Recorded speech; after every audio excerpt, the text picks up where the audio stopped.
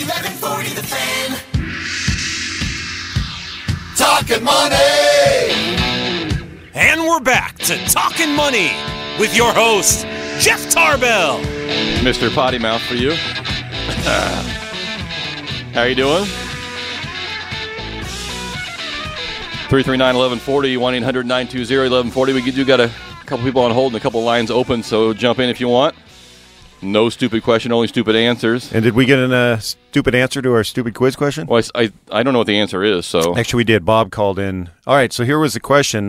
Which school with, let's see here, the schools with whose alumni have earned English here. The schools whose alumni have earned the most money in the NBA, starting with players who entered in 1985. Okay. We had a couple callers Sac who thought State. it was Duke, Sac State. Arizona, Georgetown. Uh-huh. But Rasheed Wallace and Vince Carter both graduated from North Carolina. Okay. Now, is that the same school that Jordan went to? That's where Jordan went to. Oh, Jordan went there also, so I almost did give it away. Yep. Off the text line, you guys sound drunk. Well, A, we are. But B, that's what happens when the dump button gets hit a little bit and it has to come back slowly because Jeff has a bad mouth sometimes. And we had to hit the dump button a little. So I apologize for that. When we are drunk, but that would be a different story. We are off the text line at 441140. Jeff, can I apply for unemployment being self-employed? I had previously been employed and paid into it, but never applied for it.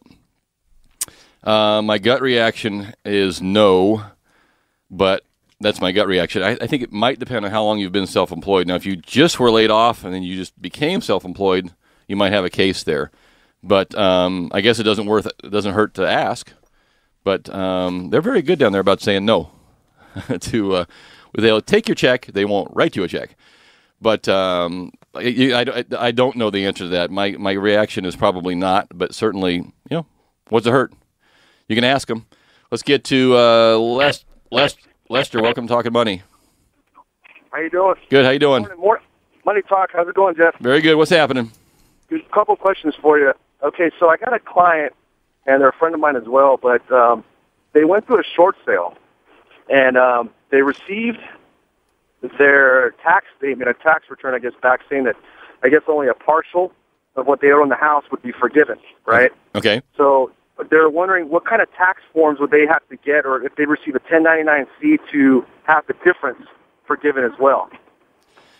Lester, you're a genius, because my guest at 10 o'clock is going to discuss exactly that, and I don't know the answer to that, but Donna Souter, who's going to be here in about 21 minutes, and we're going to the entire second hour today, we're going to deal with Donna, and Donna's a CPA, and she's been working exclusively, well, not exclusively, but in conjunction with clients who are getting bills from the IRS or getting these exact same issues. So, Lester, I'm going to ask you just to hold on, if you would, for one more break, and then Donna will be here at the top of the hour, and then all the 10 o'clock hour, we're going to cover. I got one more question also, Jeff. Sure. Regarding debt.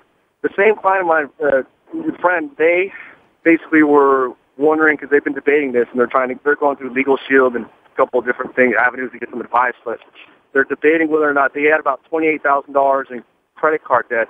There's a couple, between a married couple. They got solid jobs, paid off cars, all that stuff, but the credit card debt's the one at $28K. They're wondering if bankruptcy is a legitimate option, or should they, because they want to try to do other things to save up money for kids and college and all that stuff. They're just wondering if bankruptcy, VK, is the option.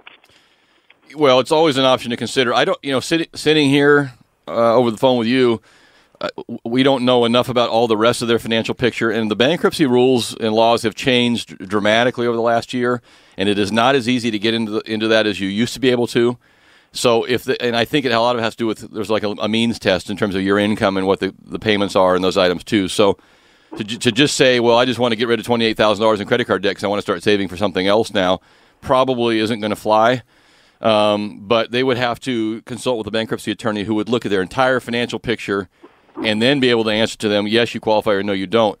The one thing is, if they're able to do that, try to do it sooner than later, and try to tie those two events, the short sale and the bankruptcy, together in the same window of time, because the bankruptcy, you have to wait 2 years after a bankruptcy before you can do anything else, and 3 years after a short sale or a foreclosure. So it's helpful if those timelines are similar in timing. But I don't know, Lester, sitting here, all their other financial picture, whether they would qualify or not. If they've got really good income and that's really their only debt, they just got rid of their house, they probably won't be able to qualify for a bankruptcy. But it's worth a phone call to a professional.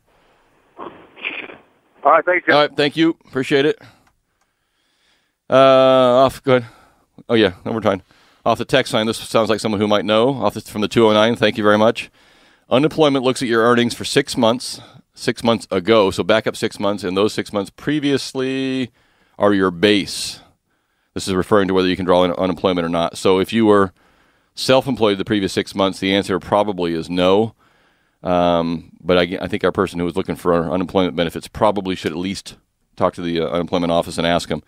So as I mentioned there to Lester, this question and call comes up all the time. And as we mentioned in this show the last few weeks particularly, 2012 as it stands right now is the last year in which it's being promoted that the IRS in the state of California will waive any kind of tax implication to you for debt forgiveness.